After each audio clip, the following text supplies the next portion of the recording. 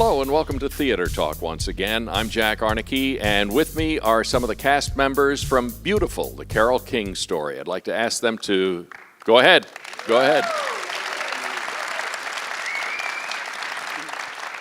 Obviously, folks who like the show very much.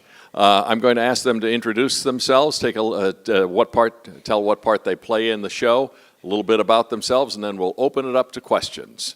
All right, why don't you start? Oh, cool. Hi, my name is Willie Hill. I am a drifter swing and Swing Nation, and I'm originally from Oklahoma.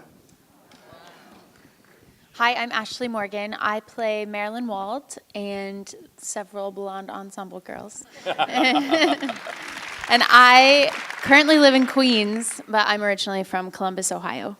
Okay. I'm Jay McKenzie. I play one of the drifters. I sing Some Kind of Wonderful at the beginning. Thank you. I'm from Springfield, Massachusetts, which isn't too far from here. All right. It's close by. Yeah, I actually have family in East Greenbush and Albany. Oh, East Greenbush. So a lot of them are coming tonight, so it feels like I'm home almost. So you see we draw far and wide here. Yeah, that's great. East Greenbush even. By the way, we have a small, what is it, theater arts group, or what is it? A music theory class from Burnt Hills Ballston Lake High School, some of the students. So welcome. Come on, theory. Always glad to have some school groups here. So questions, fire away. Yes. Start with phenomenal performance. But you all had singing, acting, and dancing experience. How did that casting call go, and what was first priorities, and how did you get all three of them right? Okay, the question is that phenomenal show, number one, but you all have singing, dancing, and acting experience. How did that go in the casting call, and which was the most important? Well, I started, I auditioned for this tour in 2014. I didn't book it until 2015. So they cast these, especially a tour like this, a large production tour, they cast them sometimes years in advance. So it took me a while just to sort of get used to the casting directors and made sure that they were used to me. But I would say singing for us is most important as the ensemble, especially as a drifter. You know, you sing such a wide variety of songs with different ranges. So definitely singing and dancing, the locomotion, of course. You have to know one foot before the other. For me, it was a bit different. I don't dance in this show. I do have dance experience, but I didn't have a dance call for the show. I do some step touches. Which is? Step touches? Yeah, having never had any dancing. Step, touch. Oh, okay. A little shoulder action. But I understudy Cynthia Weil, so I had to do a lot of acting. I had 2 scenes from that for my audition, 2 songs from her for my audition, plus Marilyn's song for the audition. So for me, I guess it's singing and acting, but no dancing. Leave that to these boys. For me, I would say singing, of course, but I feel like a lot, because I'm a swing, I feel like a big part of like being hired as a swing, you have to be able to catch on really quickly. And I feel like I had dance training in college, so like able to catch on to like choreography. Like we learned at the final callback, we learned like 3 dances, and we're like, okay, you're gonna do it now for the creative team. So it's like, okay, great.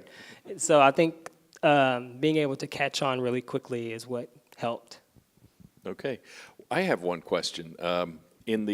Particularly in the very, very last scene when she's singing, when Carole King is singing at Carnegie Hall, the microphone on the piano, is that a prop or is that a real microphone that actually works?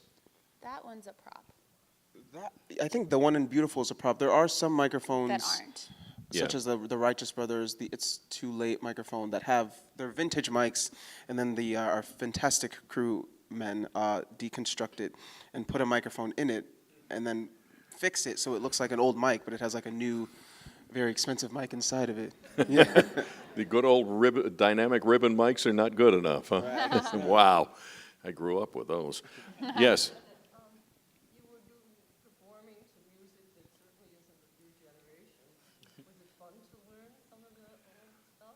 You were doing some music that certainly was not of your generation, she assumes. Was it fun learning the old stuff, as she referred to it? Yeah, surprisingly no. It was surprisingly, this stuff is so timeless and written so well that there were covers of covers that I grew up with. I think there's a Kylie Minogue 80s version of the Locomotion, and of course I thought that was the original. It's definitely not. But there have been reincarnations of all this music because it's so good that we're all familiar with, I think. Yeah. Question? Yes.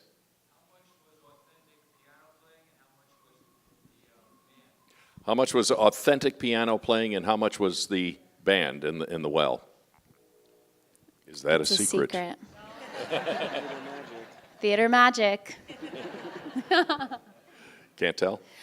No, we actually, it's a very cool setup on this stage. Our conductor has cameras coming from the top and in several different places to where he can see her hands on the piano. He's playing.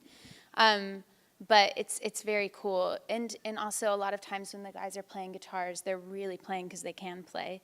Obviously it's amplified from the pit, but Jay, when he's playing, or not Jay, Paris, when he's playing the bass in 1650 Broadway, he really is playing it up there. But obviously, theater magic. All right. Question? Yes, ma'am. Getting back to the retro dancing, did you enjoy doing all those old-time moves the Drifters did? Getting back to the retro dancing, did you enjoy all those moves that the Drifters did? Yes, it's a lot of fun. A lot of it is very specific, and like we have to be like really close to each other and be able to do the moves without like bumping into each other or like, okay, we have to turn here or we have to get to this number. We have to move together. It is fun. I would say Locomotion is really hard to sing and do that, do it all together, but it's really fun. And like you said, it's all timeless. So like it's all like it's great. Good. Question? Yes. Could you just tell us some of your background, how you got into musical theater? Tell us a little background on how you got into musical theater. Whoever wants to start. Well, my first role was a pumpkin in a kindergarten production of Cinderella, and that's when I knew. No, but I always did theater in middle school and high school.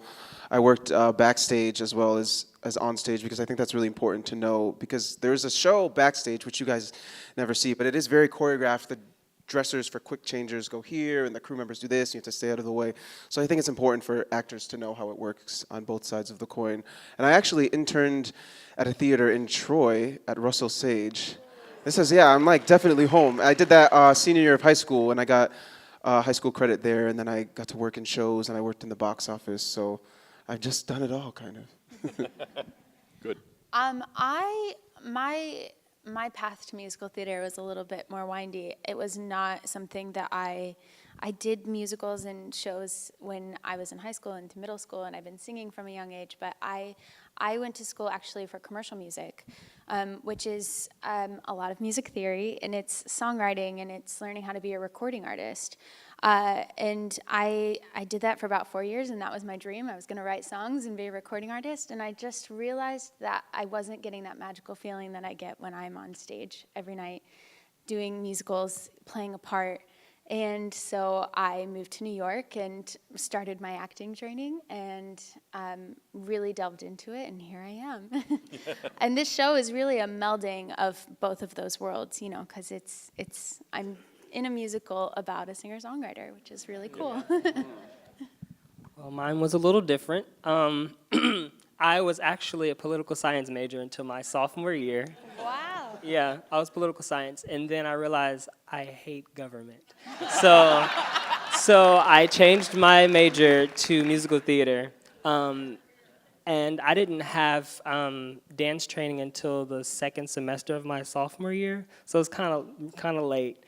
But I was like, I can do it, and it's crazy because like that same second semester, I got cast in a tap show, and I was like, I can't tap. So I learned how to tap while doing the show. So that was fun, and the show was No Nanette. So that was, and then I recently graduated from college this past December, and I was originally going to do a cruise line. I got hired as a vocalist for a celebrity cruise line, but then my manager emailed me and was like, hey, we need you to come do the final callback for the show. And I was like, okay. And I was gonna leave that next week for the cruise line, but I was like, I guess I can like spend the money that I'm gonna use for this to get there, whatever. So I did that, and I was like, okay, if it doesn't work out, it doesn't work out. And I did the callback, and I got cast, and they were like, well, you're gonna start March 20th. And I was like, okay. But then they were like, called me, and they were like, no, we actually need you to start now. And so I started rehearsing. So I've been here for, 4 weeks now? So. And I had my debut last night, which was fun. Congratulations. There was a question up here. Yes.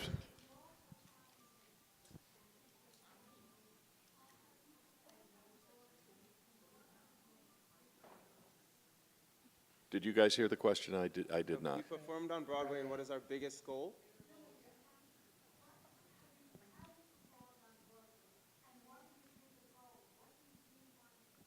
Oh, okay. Have you performed on Broadway, and what is your ultimate goal? What do you want to look back at when you're at my age and say, I done good? Great question. I've not performed on Broadway yet. My biggest goal for me is to originate a role. I think when you originate a role on Broadway, most times you record an original Broadway cast recording. And I think of myself growing up and listening to Newsies or whatever cast recording I listened to. It was just so iconic to me, and it's what inspired me to do this. So I would like to, it'd be cool if a 10-year-old kid came up to me in however many years and was like, I heard you doing this role, and to know that I inspired the next generation. I guess that's my ultimate goal. And royalties aren't a bad thing either. And the royalty checks.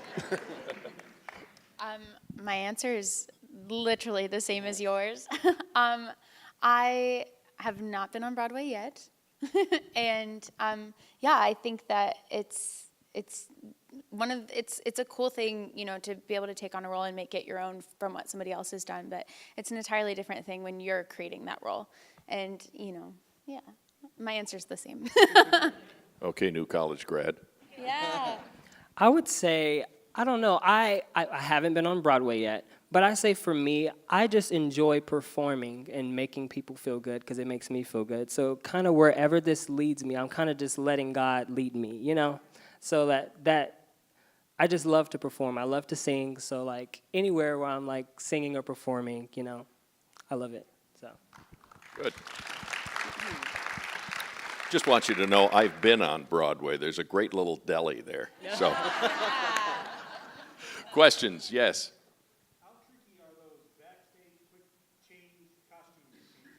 How tricky are those quick backstage costume changes, set changes, all of that stuff? I imagine that's almost more choreographed than what you see. It is. It definitely is its own beast. We have a lot of help. We have great so much help. members backstage. Also, I mean, these guys they've been with us a while, but not as I have done the show, I think, like 640 something times. So now it's just really muscle memory, and I can just close my eyes, and I open them, and I'm dressed. But it's very, yeah, we have a lot of, there have been times where people have gone on stage in half dressed and suspenders falling, but that rarely happens. We have a lot of great help backstage. I would say the dressers are a big part because they like lay the next costume out. So like all you have to do is just put it on. The only quick change is from on Broadway to Locomotion. That was like the quick change. But for the drifters, I would say that. Yeah. Question?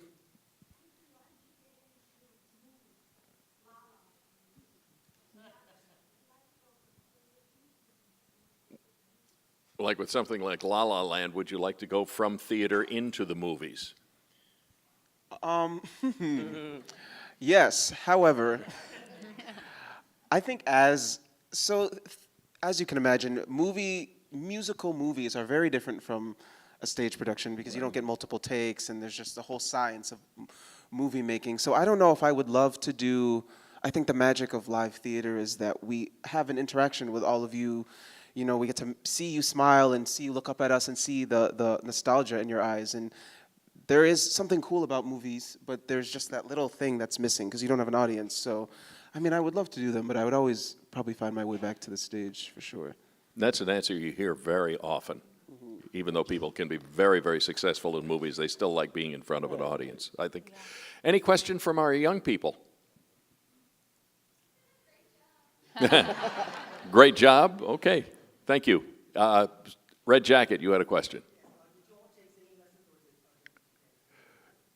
Did you all take singing lessons, or is that innate talent, or both?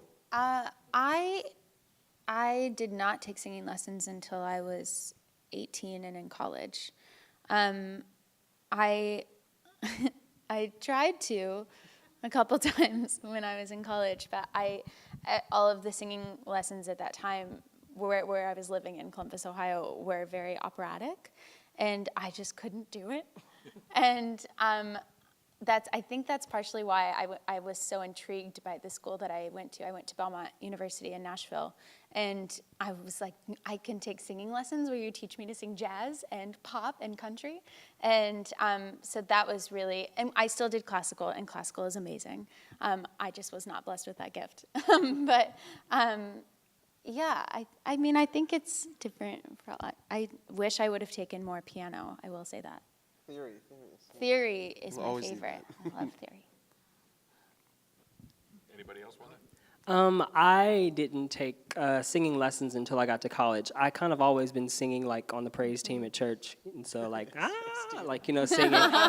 And so like when I got to college, like I was singing a certain way, and then my voice professor was like, well, we're trying to get you to be able to do it all. So like we need you to be able to sing Lonely House from Street Scene. I need you to be able to sing all this classical stuff.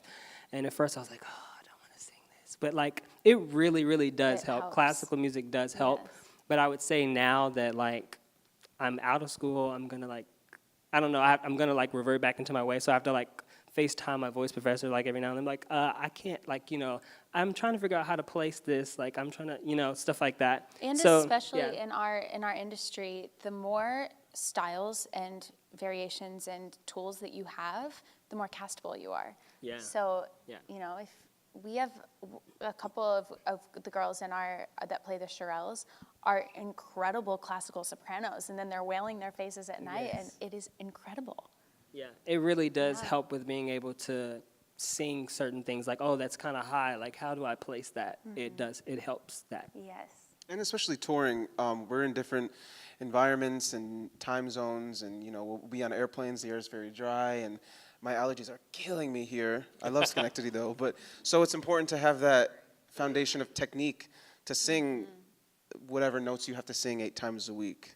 To know when you're feeling sick, and which we get sick very often, things travel through our cast like the plague. You have to have the technique, whether you're taught it or you just have it in your soul, to be able to fight through that and give you guys the show you all deserve. Question, yes.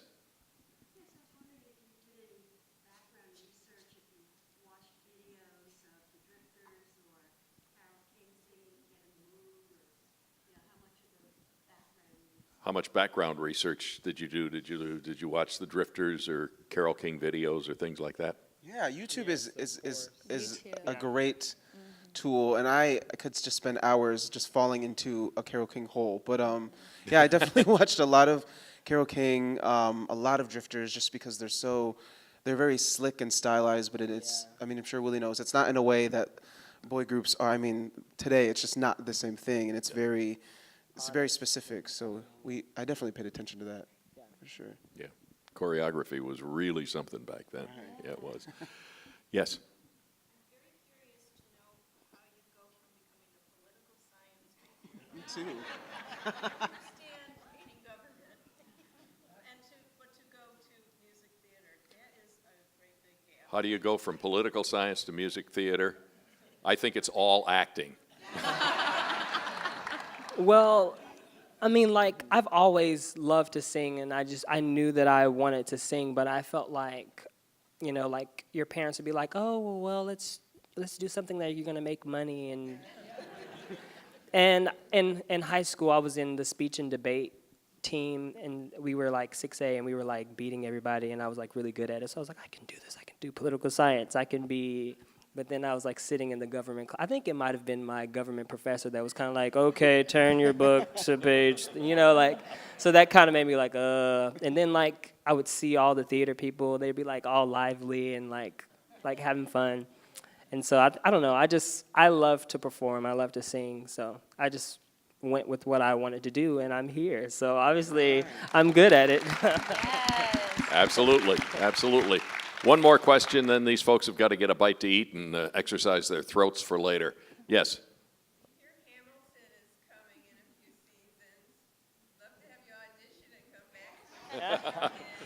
Hamilton coming in I think it's next year, isn't it? Yeah, and year after? Okay. And love to have you audition for that and come back. Great. Me too. Yeah, okay. All right, that was quick. We'll get one more quickly. Yes.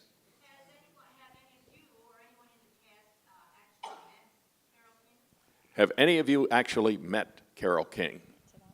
Yeah, she came last year in Boston, and she surprised everyone. She wore a black wig and dark sunglasses and sat in the back with the guys who run sound because she didn't want the show to be about her, even though it is about her. But she's such a sweet, humble, kind, open, just exactly how you imagine and want her to be. And then she came, we were in Boise, Idaho, which she actually lives, and she has a house there. And she came and said hi to everyone and met some of the new cast members and signed records. And yeah, she's pretty magical. Any pointers Any pointers? that she gave?